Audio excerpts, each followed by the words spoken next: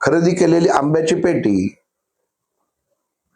अगदी 5,000 रुपये डझनाने मनुष्य घरी घेऊन जातो. 5,000 रुपये डझनाने आंबा मी पहिला या सीझनचा घेतला.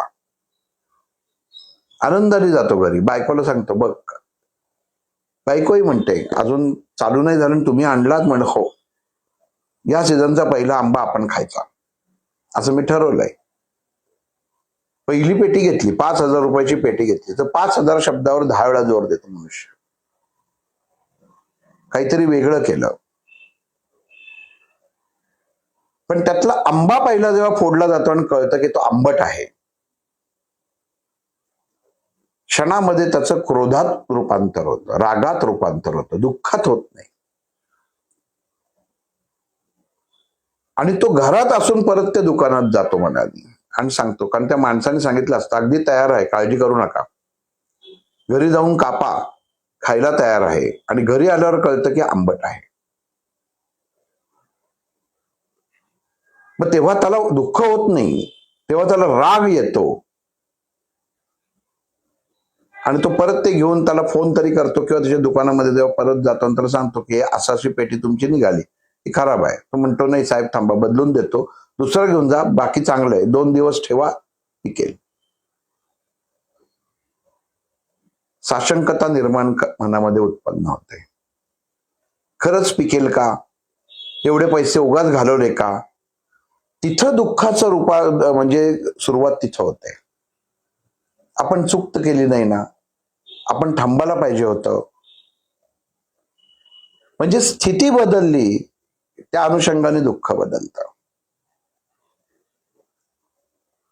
पण त्या दुःखात अडकूनच राहिलं नाही. जेव्हा मनुष्याला कळतं की हा दुःख हाच सुखाचं कारण आहे, तेव्हा तो सहज जीवन जगू शकतो. एक अजून उदाहरण सांगतो. एका राज्यामध्ये एक राजाकडे सगळे अमूल्य असे छोट्या छोट्या मूर्ती असतात. आणि तो जेव्हा नोकराचं तिथं त्या अशा प्रत्येकाला पाळ्या दिलेले असतात, तू अमुक, तू ह्या वेळेला, तू ह्या वेळेला, आणि असे खास नोकर ठेवलेले असतात, कारण त्या तशा मूर्ती मिळतच नसतात. त्यामुळे त्या अशा व्यवस्थित जपल्या पाहिजेत. आणि त्या राजासाहेबांच्या अतिशय जवळच्या मूर्ती, म्हणजे त्या कधीच मिळणार नाहीत अशीच एकाच मूर्तीची निर्मिती, अमूल्य अशी मूर्ती. आणि नेमका एका वेळच्या याच्यामध्ये एक नोकर बदलतो, नवीन नोकर असतो,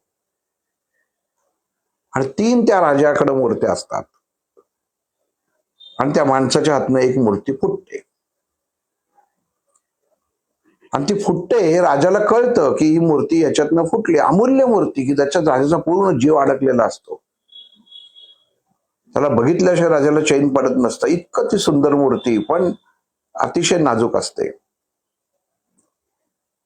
आणि राजा बघतो की मूर्ती तुटली, त्या म्हणतो, त्या इतका चिडतो, तो म्हणतो ह्याला उद्या मृत्यूदंड द्या. आणि तो मनुष्य पळायला लागतो. दरबारात जिथे आणतात, मूर्ती राजाच्या दालनात असतात. आणि दरबारात त्या माणसाला जेव्हा हजर केलं तर राजा म्हणतो, ह्याला मृत्यूदंड द्या, ह्यानी माझी सगळ्यात आवडती मूर्ती तोडलेली आहे की जी मिळणार नाही. आणि हा मनुष्य पळायला लागतो. सगळ्यांना वाटतं की आता पळून चाललाय म्हणून, सगळेजण त्याचे पहारेकरी त्याच्या मागे जायला लागतात. आणि हा माणूस जिथे त्या 3 मूर्त्या ठेवलेल्या असतात तिथं जातो आणि उरलेल्या 2 मूर्त्या पण पाडून टाकतो. आणि उरलेल्या 2 मूर्त्या पाडतो, ते सैनिक धरतात, त्याला परत राजासमोर घेऊन येतात. सैनिक सांगतात की राजाजी, यांनी उरलेल्या 2 मूर्त्या पण पाडून टाकल्या. तो राजा त्याच्यावर इतका चिडतो आणि म्हणतो, तुला काय वेड लागलं का? तू एक तर तुला कळत नाही, तुला शिक्षा दिली मृत्यूदंडाची. एक मूर्ती पाडलीस म्हणून तुला मृत्यूदंडाची शिक्षा दिली, आणि तो तिन्हीच वाटव लावून टाकलंस, जे अमूल्य होतं. ते परत निर्मिती झालेली नाही, त्याची होणार नाही, अशा मूर्ती होत्या त्या. याचा अर्थ तू नक्की वेडा आहेस. तो म्हणतो, महाराज मी वेडा नाहीये. एका मूर्तीपाळाची त्याची शिक्षा ही मृत्यूदंड होती. आणि आज ना उद्या त्या मूर्त्या कोणाच्या तरी हातनं फुटल्याच असतात, अजून 2 माणसं त्याच्यामध्ये मेली असती, म्हणून त्या मीच पाडून टाकल्या. म्हणजे मी 2 माणसांचे जीव वाचवले. कारण ज्याच्यामध्ये तुम्ही सुख शोधताय ते दुःखाचं कारण आहे, आणि ते दुःख अजून दुसऱ्या कोणाच्या माथी येऊ नये म्हणून मी त्याही फोडून टाकल्या. राजाला कळतं, की राजा म्हणतो काय, थोडस राजाला लक्षात येतं की तू आधी काय करायचास, राज्यात इथं नोकरी लागायला आता तू आलास, त्याच्या आधी काय करायचास. तो म्हणतो एका शेटजींकडे, आपल्याच राज्यात शेटजींकडे मी कामाला होतो.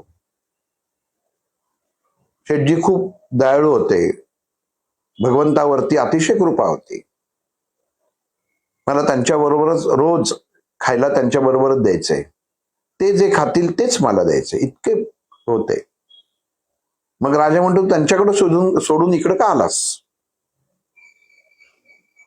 ते म्हणले काय झालं की एकदा त्यांनी खाताना त्यांना एक काकडी कडू लागली, आणि ती काकडी कडू लागल्यावर त्यांनी लगेच भगवंताला नाव ठेवायला सुरुवात केली, की तू माझ्या ताटामध्ये कडू काकडी घातलीस. आणि ते इतकी नावं ठेवली त्यांनी भगवंताला, आणि ते मला बघवलं नाही. आणि नंतर ती ताटली त्यांनी माझ्याकडे सरकवली त्या काकडीची, आणि तीच काकडी मी आनंदाने खाल्ली. अगदी मी पहिल्यांदा चव घेतली तर ती कडूच होती.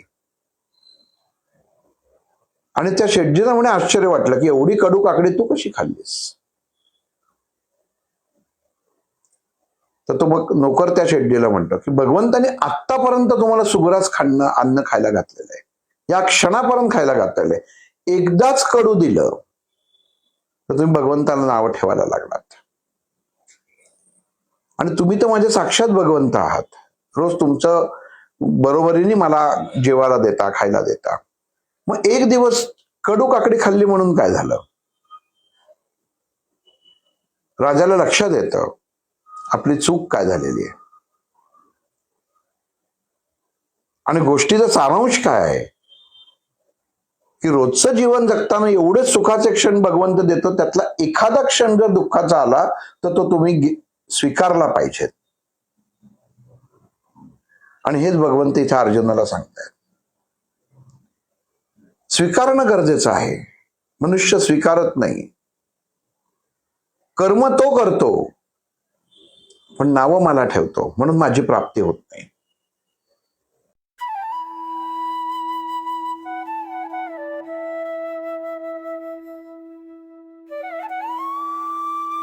अध्यात्मावर अशीच माहिती मिळवण्यासाठी देव माझा चॅनलला सबस्क्राईब